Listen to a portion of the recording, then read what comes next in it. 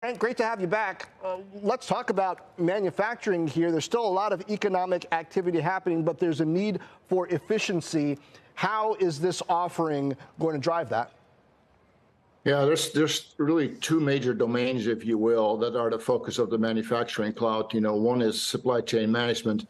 I personally have a passion, around it, and the reason is supply chain management is sort of the only major realm in the enterprise that has never been platformed. It's still spreadsheets and email, how people run supply chains, and it is essentially a data problem. So we're incredibly well suited to make enormous headway there. The other domain is really what we refer to as IoT, which stands for Internet of Things, but it's really acquiring data from machines, and that data is then processed and used for predictive maintenance and service experience management. All kinds of optimizations are being used, and we've been on the factory floor. This is already quite common. This is a sort of a use case that's in wide use. Well, communication between different pieces of the supply chain also an important piece here. At least that's what I was hearing earlier today from the CEO of AUTODESK, Andrew Anagnost. Here's what he had to say about what manufacturers need from the cloud right now. Take a listen. It can't just be China. They have to think about nearshoring. They have to think about distributed supply chains that come from the east, the west, from the south, potentially from the north. And they have to be able to dynamically shift between those as time goes on based on their demand and based on the capacity of their supply chain partners. The number one thing that gets in the way of people successfully managing multiple supply chains is the ability to communicate what you want from that supplier, what you want them to build, how you want them to build it, how it integrates with what you're trying to build as a system.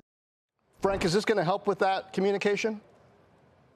Well, it's fundamentally a data problem. And in a supply chain, you have multiple partners, and the data is siloed, so people have real trouble, getting the oversight of what's going on. I mean, signals get generated, but they're not in your world; they're in somebody else's world.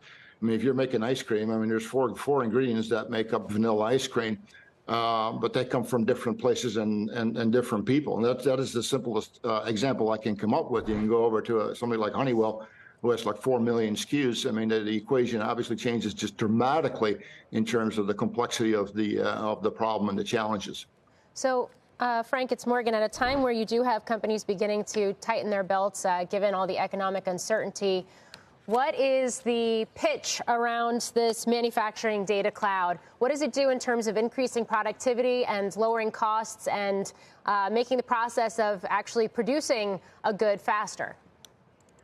Yeah, well, supply chain management it became incredibly pronounced during the pandemic. We were sending the wrong product to the wrong places every day, and we were upside down on everything. And you saw that from the large retailers and the large manufacturers. That's because we can no longer drive our operations through anecdotal observation. We really need to be predictive. We need to be data-driven, all these kinds of things. So yes, you're going to become efficient. This is a very opportunity-rich environment to make improvement, because the technology really exists now to get the overview, to be predictive, and to really manage operations with a high level of efficiency. This has been a problem that people are trying to solve for the last 30 years and made very, very little headway on.